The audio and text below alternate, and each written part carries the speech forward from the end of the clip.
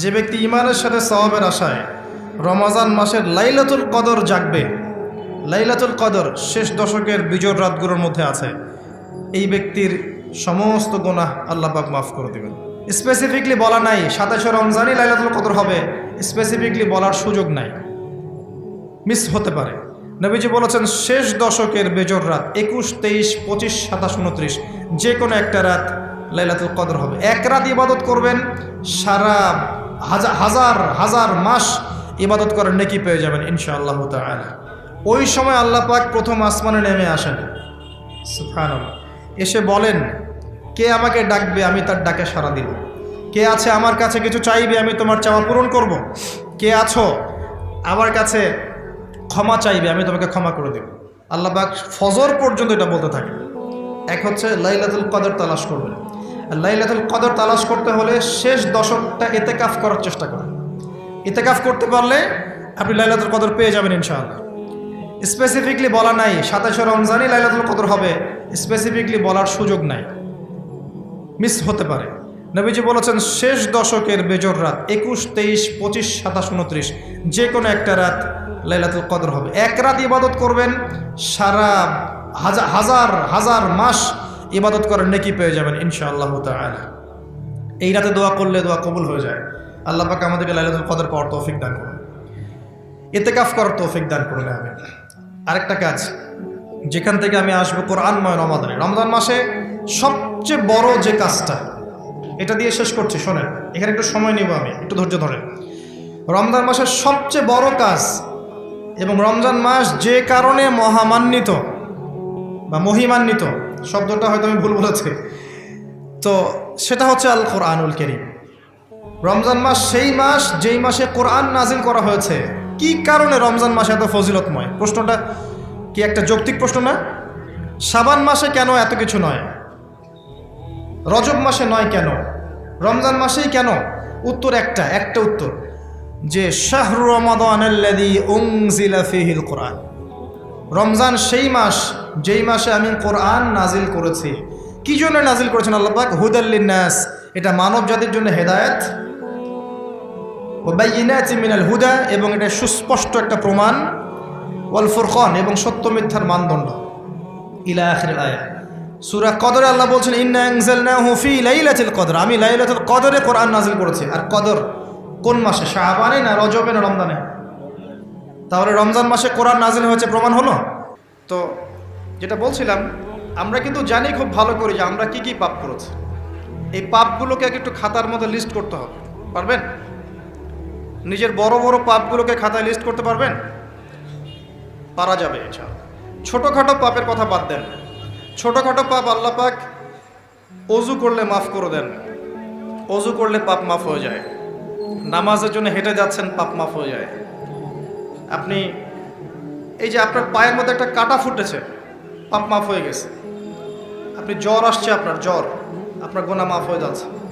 আপনি মুসাফা করছেন আমার সাথে, আপনার গোনা ঝরে যাচ্ছে, আমার গোনাও ঝরে যাচ্ছে। ছোটোখাটো পাপ মাফের অসংখ্য পদ্ধতি আছে, আল্লাহ পাক দিয়ে দিয়েছেন আমাদেরকে। কিন্তু কবিরা গুনাহ, বড় বড় কবিরা গুনাহ খাঁটি তওবা করা ছাড়া মাফ হবে না। আমি কি বুঝাতে পারছি? কবিরা গুনাহ খাঁটি তওবা না করলে মাফ হবে না। এই রমজানে আমাদের কবিরা গুনার লিস্ট আমাদেরকে করতে হবে, নিজের আমলনামার লিস্ট নিজেকে করতে হবে, এবং রমজানে রোজা রেখে সওমরত অবস্থায় আল্লাহকে বলতে হবে, আল্লাহ আমি অমুক পাপ করেছিলাম, আমাকে মাফ করে দাও। আল্লাহ আমি অমুক পাপ করেছি, আমাকে মাফ করে দাও। আল্লাহ আমি অমুক পাপ করেছি, আমাকে মাফ করে দাও। পারা যাবে ইনশাআল্লাহ।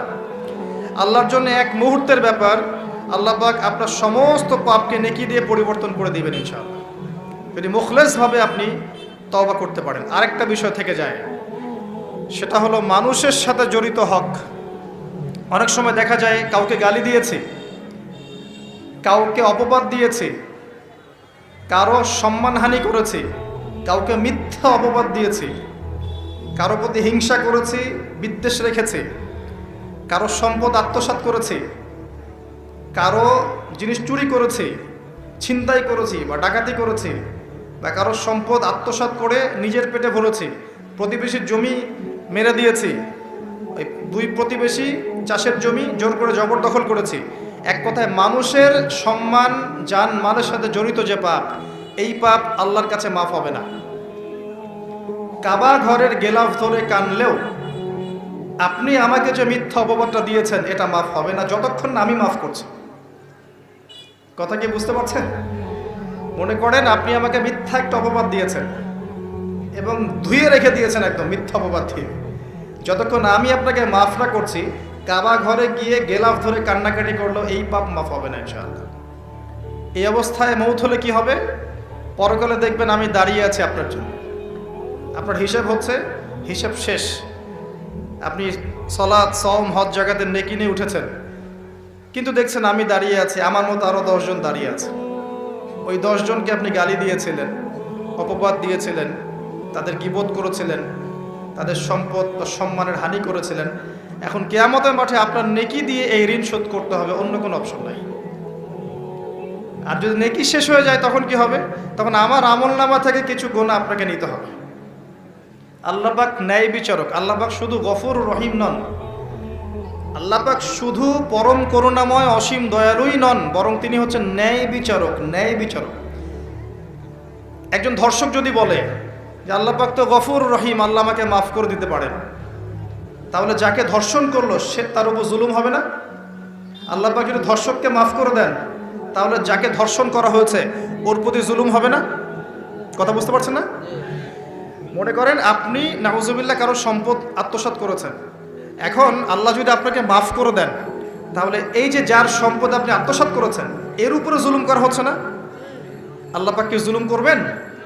এক জাররা পরিমাণ করবেন না। কিয়ামতের মাঠে নেকি দিয়ে তার এই ঋণ শোধ করতে হবে, অথবা তার গুনাহ আপনার কাঁধে নিয়ে জাহান্নামের পথে যেতেও হতে পারে। আল্লাহ পাক হেফাজত করবেন।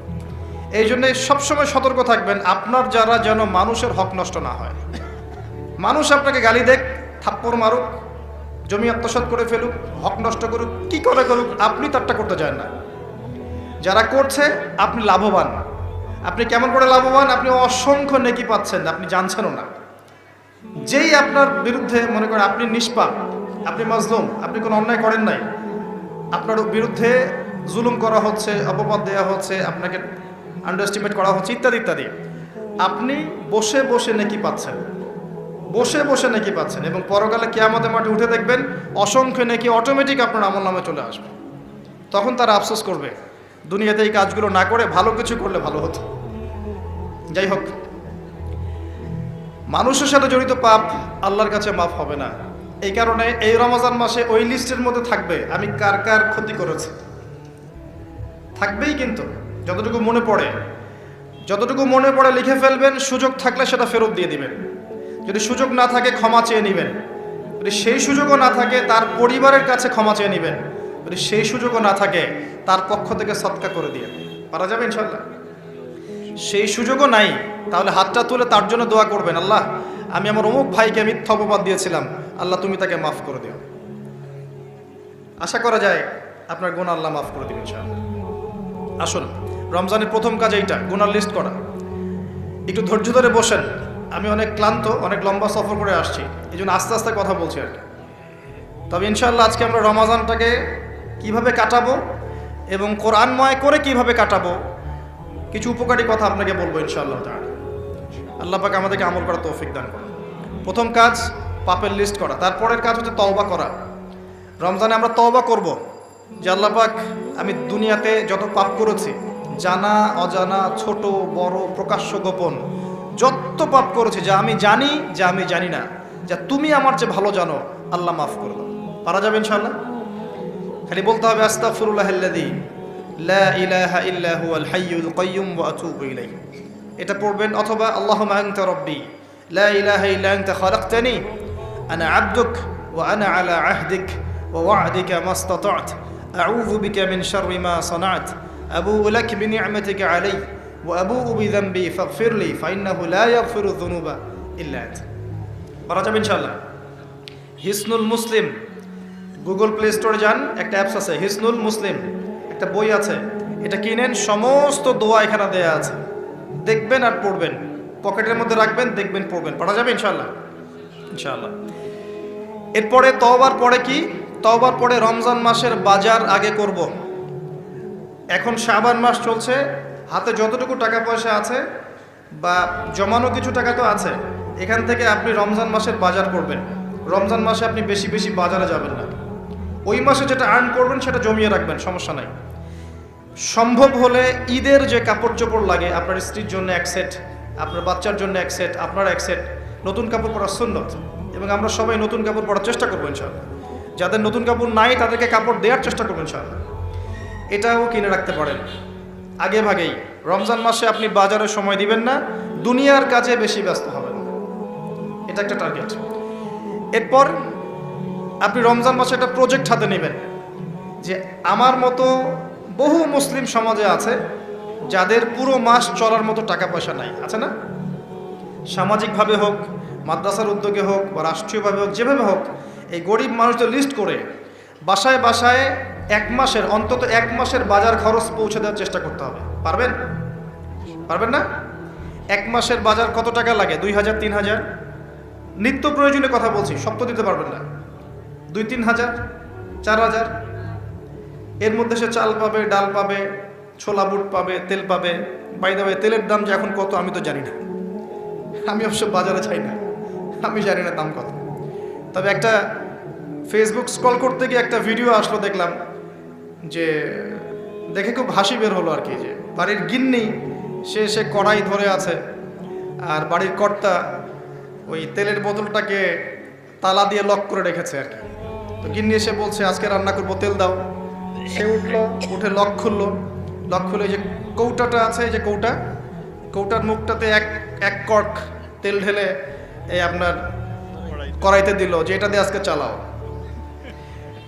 তো আল্লাহ পাক আমাদের এক শ্রেণীর অসৎ ব্যবসায়ীদেরকে হেদায়েত করুক, যারা কৃত্রিম সংকট তৈরি করে জিনিসপত্রের দাম বাড়ায়। আল্লাহ পাক এদেরকে হেদায়েত করুক। কঠিন শাস্তির আওতায় আনা উচিত। যদি এটা ওমর রাদিয়াল্লাহু আনহুর শাসন হতো, দেখতেন শাস্তি কাকে বলে, প্রকাশ্যে শাস্তি দিত তারা। যদি এটা ওমর রাদিয়াল্লাহু আনহুর যুগ হতো, তাহলে দেখতেন শাস্তি কাকে বলে। উমর ইবনুল খাত্তাব রাদিয়াল্লাহু আনহুর একজন ছেলে একটা অন্যায় করেছিল, সম্ভবত তিনি মদ পান করেছিলেন, সম্ভবত। কাজী দোররা দিচ্ছে 80 বেত্রাঘাত, দোররা আস্তে আস্তে দিয়েছে। আমিরুল মুমিনিনের ছেলে, জোরে মারা যাবে না। ওমর রাদিয়াল্লাহু আনহু নিজে উঠে গিয়ে সেই দোররা হাতে নিয়ে নিজে পিটানো শুরু করলেন। দোররা মারা শেষ হওয়ার আগেই ছেলে ডেড, স্পট ডেড। কথা কি বুঝতে পারছেন? এবার ছেলেকে দাফন করলেন, দাফন করে বাকি দোররা যে কয়টা বাকি ছিল, এই বাকি দোররাগুলো তার কবরের উপরে মারছে। মারার পরে আল্লাহকে বলছে, আল্লাহ আমাকে মাফ করে দিও, হয়তো আমি ন্যায় বিচার করতে পারলাম না। আমি কি বুঝাতে পারছি ভাই? এটা তার শাসন। এরকম শাসন আবার আসবে ইনশাআল্লাহ, মনে করবেন না যে আসবে না। যা দেখছেন সব কিছু থাকবে না, এগুলোর কিছুই থাকবে না। পুরো বিশ্বে যা দেখছেন, এই আমেরিকা, এই আপনার ইসরায়েল, এই রাশিয়া, এই যে চায়না, এই যে ন্যাটো, আপনার ইউনাইটেড নেশনস, যা দেখছেন সব কিছু ধ্বংস হয়ে যাবে ইনশাআল্লাহ। এটাই বাস্তব। কুদিয়াল আমর, লেখা হয়ে গেছে কোরআনে এবং সুন্নায়। এবং বাইতুল মাকদাস বা মাকদিস যে যাই বলেন, জেরুজালেম থেকে নবী ঈসা ইবনে মারিয়াম আবারও সেই রকম একটা শাসন চালু করবেন ইনশাআল্লাহ পৃথিবীতে। বিশ্বাস হচ্ছে না? দেখতে থাকেন সামনে কি হয়। পরাশক্তিগুলো ধ্বংস হয়ে যাবে।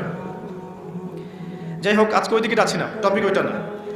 যেটা বলছি, বাজার করে ফেলেন এবং প্রজেক্ট নেবেন। যারা দরিদ্র দুস্থ, এদের পরিবারে আমরা পার পরিবার একটা করে প্যাকেজ পাঠিয়ে দেব, যেখানে নিত্য প্রয়োজনীয় দ্রব্য থাকবে। তারাও যেন রমজান মাসে খেয়ে পরে বাঁচতে পারে। পারা যাবে ইনশাআল্লাহ? চেষ্টা করেন, আল্লাহ পাক আপনার রিজিকে বরকত দিবে ইনশাআল্লাহ।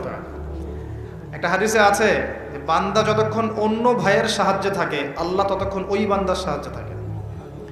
আর একজন মুসলিম ভাইয়ের প্রয়োজন পূরণ করতে যাওয়া, খালি হেঁটে হেঁটে যাওয়া, এটা মসজিদে নববীতে বসে 12 বছর ইতিকাফ করার চেয়ে বেশি নেকির কাজ।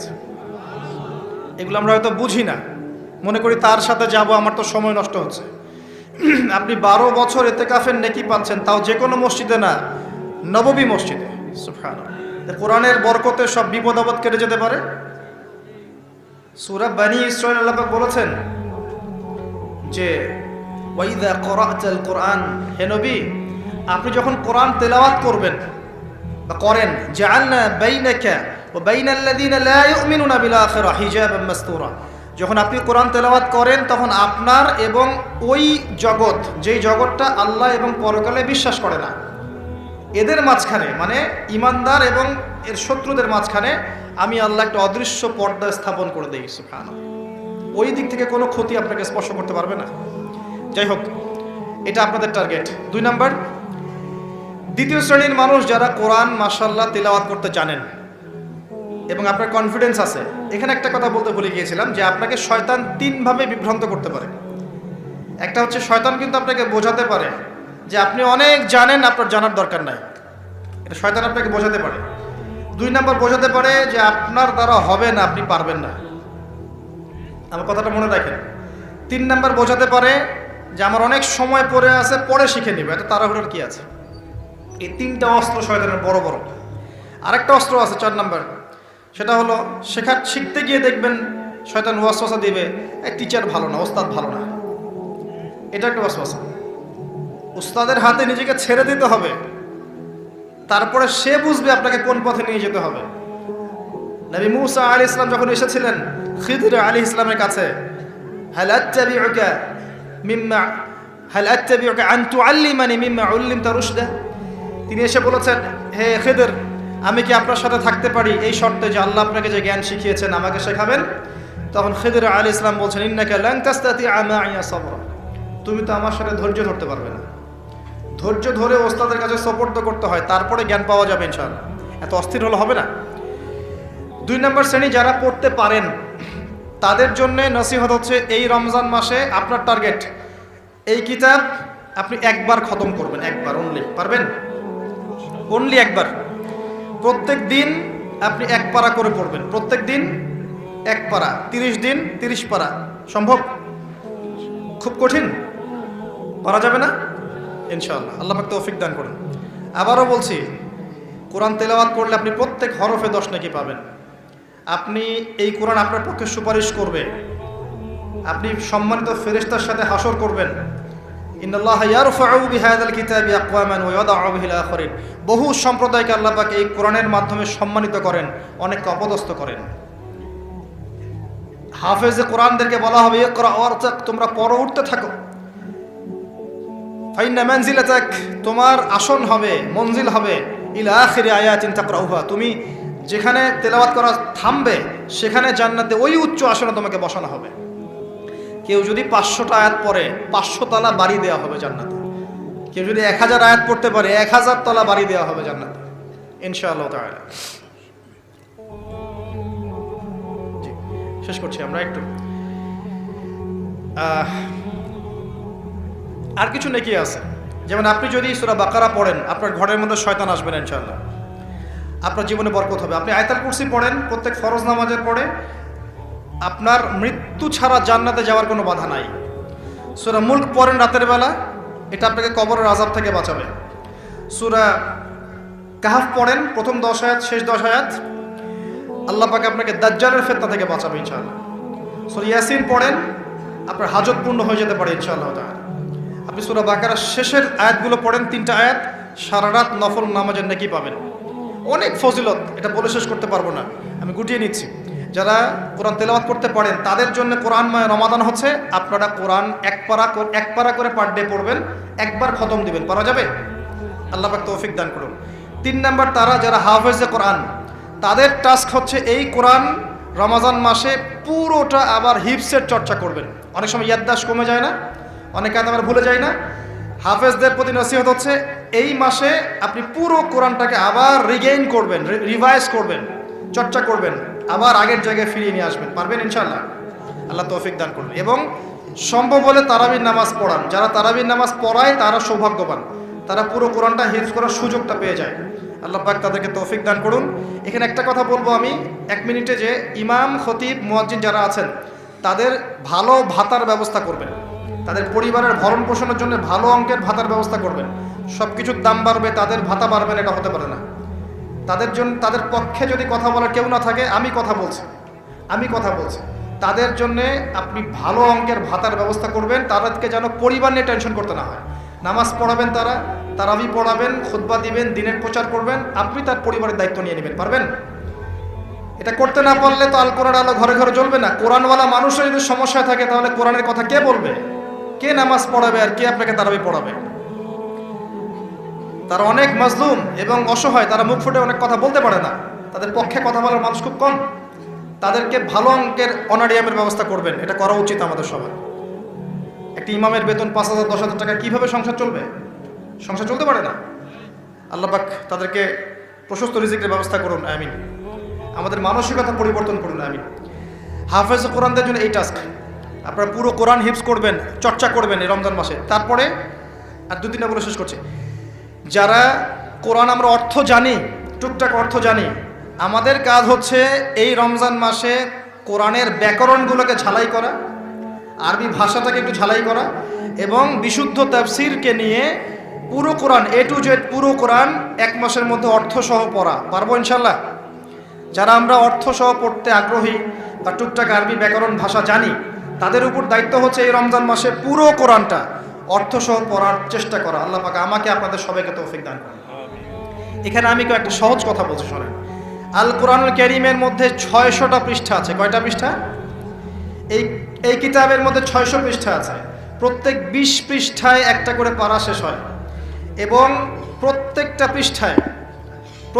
পৃষ্ঠায় আপনি 15টা করে লাইন পাবেন। 15টা করে লাইন পাবেন। প্রত্যেকটা লাইনে আপনি গড়ে 9টা করে শব্দ পাবেন। 9টা শব্দ। কোনো লাইনে 10টা থাকতে পারে, কোনো লাইনে 8টা থাকতে পারে। গড়ে 10টা শব্দ, 9টা শব্দ থাকবে। এবং এক পৃষ্ঠায় 135 থেকে 140টা শব্দ থাকে। কথা কি বুঝতে পারছেন? এভাবে হিসেব করলে দেখা যায় যে এই 600 পৃষ্ঠার কিতাবের মধ্যে সব মিলিয়ে শব্দ আছে 77,800টা। কতটা? 77,800টা, অ্যাপ্রক্সিমেটলি 78,000 শব্দ। কিন্তু সুসংবাদ হচ্ছে এই সমস্ত শব্দগুলোই নতুন নতুন শব্দ নয়, বরং এই শব্দগুলো বের হয়েছে মাত্র 4,500 শব্দ থেকে। সুবহানাল্লাহ, চিন্তা করতে পারেন? মাত্র 4,500 শব্দ থেকে এই সমস্ত শব্দগুলো বের হয়েছে। এই শব্দগুলো আবার 3 ভাগে বিভক্ত। একগুলো হচ্ছে নাউন্স বা বিশেষ্য বা ইসম, একগুলো হচ্ছে ফেল বা ক্রিয়া, একগুলো আছে হরফ বা প্রিপোজিশন বা অব্যয়, এই টাইপের। এর মধ্যে মাত্র 200 থেকে 300টা মাজদার যদি আপনি জানেন, এবং একটা শব্দ থেকে অনেকগুলো শব্দ তৈরি করার এই ব্যাকরণের টেকনিকটা যদি শিখতে পারেন, আপনি ইনশাআল্লাহ তাআলা অল্প সময়ের মধ্যেই দেখবেন আল কোরআনের মিনিমাম অর্ধেক অর্থ আপনি বুঝতে পারছেন। এটা এত সহজ, আলহামদুলিল্লাহ। অনেকে বলবেন যে এটা তো আগে শুনি নাই। নতুন নতুন মেথড আসছে না? FM মেথড, এই মেথড, সেই মেথড আসছে না? আরবি ভাষা নিয়েও চর্চা হয়, মেথড বের হয়। আরবি ভাষা নিয়ে, কোরআন নিয়েও অনেক গবেষণা চলছে, এবং নতুন নতুন অনেক কোর্স এবং বই লঞ্চ হচ্ছে। এগুলো ঘাটাঘাটি করেন, আপনি দেখবেন যে কোরআনটাকে আল্লাহ পাক সহজ করেছেন। আল্লাহ পাক এটাই বলেছেন, ওয়ালাকাদ ইয়াসসারনাল কোরআনা লিযিকরি ফাহাল মিন মুদ্দাকির। কোরআনকে আমি বোঝার জন্য সহজ করেছি, কেউ কি আছো উপদেশ গ্রহণকারী? আপনি এই ব্যাকরণগুলো শেখেন। আমি একটা ওয়েবসাইটের নাম বলে দিচ্ছি, www.understandquran.com। দেখেন, এখানে সব ভিডিওসগুলো দেওয়া আছে। সময় নিয়ে খালি দেখেন, ইংরেজি ভাষায় দেওয়া আছে, উর্দু ভাষায় দেওয়া আছে। আপনি বুঝবেন, সহজ উর্দু, সহজ ইংরেজি, আপনি পারবেন ইনশাআল্লাহ তাআলা। একটু সময় দেন, 6টা মাস, 1টা বছর সময় দেন, আপনি ইনশাআল্লাহ আল কোরআনের মিনিমাম 60 থেকে 70% অর্থ করতে পারবেন ইনশাআল্লাহ তাআলা। বাকি যেগুলো পারবেন না, সেগুলো একটু কঠিন, সেগুলো আপনাকে আরও উচ্চ লেভেলের বই পড়তে হবে, আলেম ওলামার কাছে গিয়ে পড়ে থাকতে হবে, গ্রামার শিখতে হবে, ব্যাকরণগুলো শিখতে হবে। আস্তে আস্তে আস্তে আপনি পারবেন ইনশাআল্লাহ। শুধু